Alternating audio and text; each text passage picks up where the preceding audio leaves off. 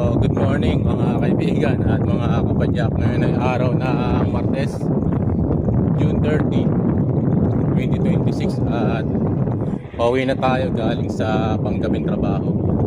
At as usual, dito muna tayo dumaan sa Manila Memorial Park. At tapos dito ay sa may Maria Lourdes Subdivision. At doon na yung pauwi natin bahay sa Santo Niño, Plaridel, Bulacan. So, yun. So, meron tayong isa pag-uusapan tungkol sa naganap na rally kahapon, June 29, June 28. Sa araw pala ng linggo yun. Araw ng linggo. So, dito tayo dadaan.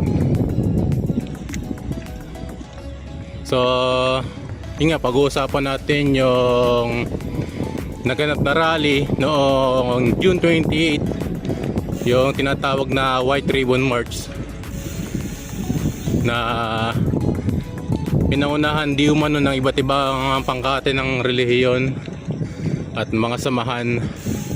Subalit hindi siya nagtagumpay. Bakit kanyo? Nahaluan ng iba't ibang pangkatin na pampolitika katulad ng Makabayan Black. Alam naman natin yung Makabayan Black, ito yung mga grupo na mga NPA ito, mga salo sa gobyerno, salo sa lipunan, pero ngayon kumampi na sa gobyerno ni BBM. At ito rin yung tinatawag ni Dr. Melba Magay na dapat na daw natapatan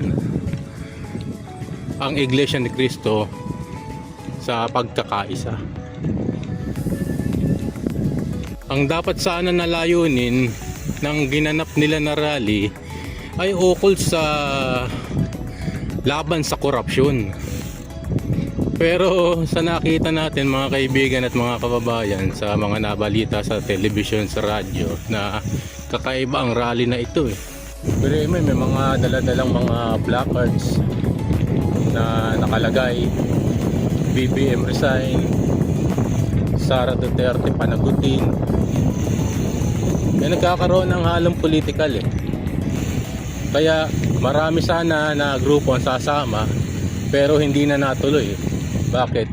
Dahil iba ang layunin ng mga ito.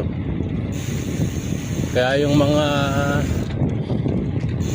DDS supporters o diehard Duterte supporters ay hindi na sumama sa pangunguna nila Mike Defensor. Pero nandun sila.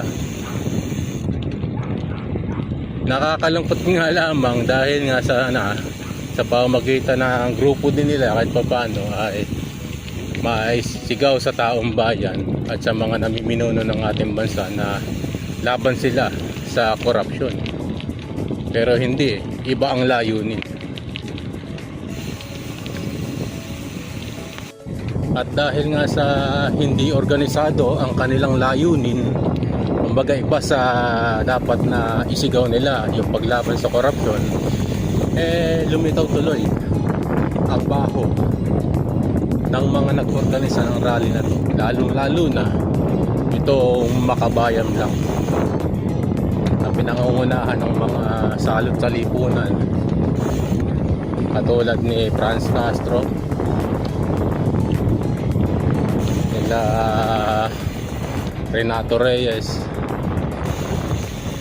Ay kilala nyo na sila kung sino-sino ang mga to Pinabayaan nila yung kanilang mga supporter pero ang sabi nga ng mga supporter nila na di umano ay lahat ng nagpunta doon sa rally na nahikayat ng grupo ng Makabayan ay binayaran ng 200 to 300 pesos kada isa. Ang problema, Dahil sa hindi nga organisado, yung iba napagod, yung iba nagutom, eh nag-COE na. At nung nadaan sila sa tent nila Mike Defensor, eh marami silang pagkain doon eh. So inalok sila ng pagkain. Kaya doon nalaman na sila ay mga binayaran pala para sumama sa rally di umano na laban sa korupsyon. Pero ang nais pala, gaya ng sinisigaw nila sa kanilang placard, sa kanilang mga banderitas, ay BBM resign at Sara Duterte panagutin. Saan ka nakakita ng mga kaibigan? Saka ayaw nilang magsalita sa entablado si former Congressman Mike Defensor. Eh bakit ganun, di ba? Kaya walang direksyon ang naging rally nila nung araw ng linggo.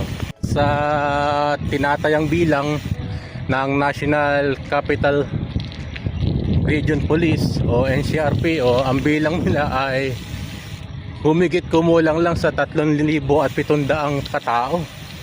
Di man lang umabot ng 5,000. Tapos sasabihin ni walang galang na Lola Melba Magay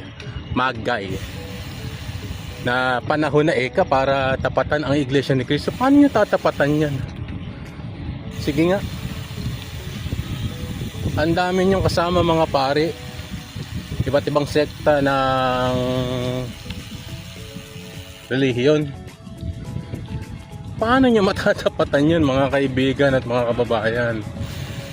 Sige nga. Maganda sana kung natapatan nyo eh, para talagang solid yung inyong ipinaglalaban eh. Pero naku po,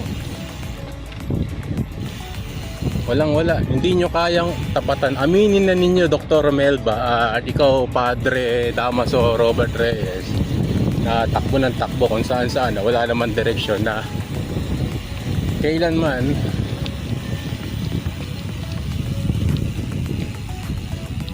ay hindi ninyo kayang tapatan ang pagkakaisa ng Iglesia ni Cristo,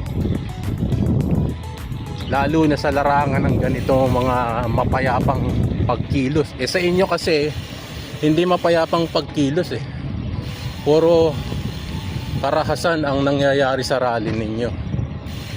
Kaya yung tinatanong nyo bakit hindi sumama ang Iglesia ni Cristo, paano sasama ang Iglesia ni Cristo dyan, na alam nyo naman na ang Iglesia ni Cristo ay para sa kapayapaan? Kailanman ay hindi sasama ang pamunuan ng Iglesia ni Cristo sa mga ganitong hindi organisadong rally, na ang nanguna pa ay itong mga matatawag nating mga salot-salipunan. Ayun. Kaya aminin niyo na mga kaibigan at mga kababayan na lalong-lalo na yung mga sumusuporta kay Dr. Melba,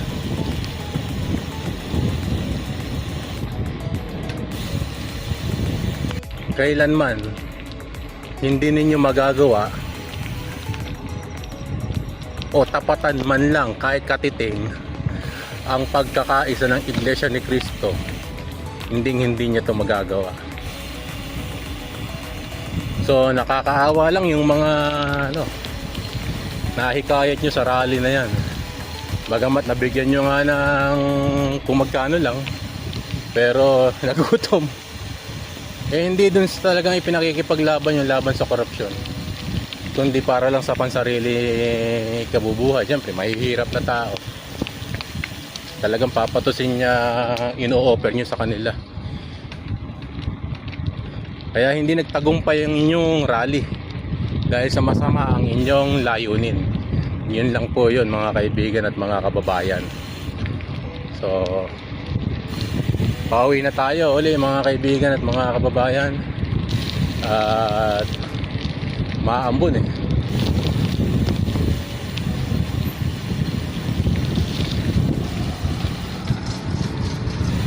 Tingnan natin. Maambon ambon mga kaibigan, pero isang ikot pa tayo para ano tayo. Wag lang sanang lalakas yung ambon na to para di tayo mabasa pag uwi natin. So lumalakas mga kaibigan ang ambon.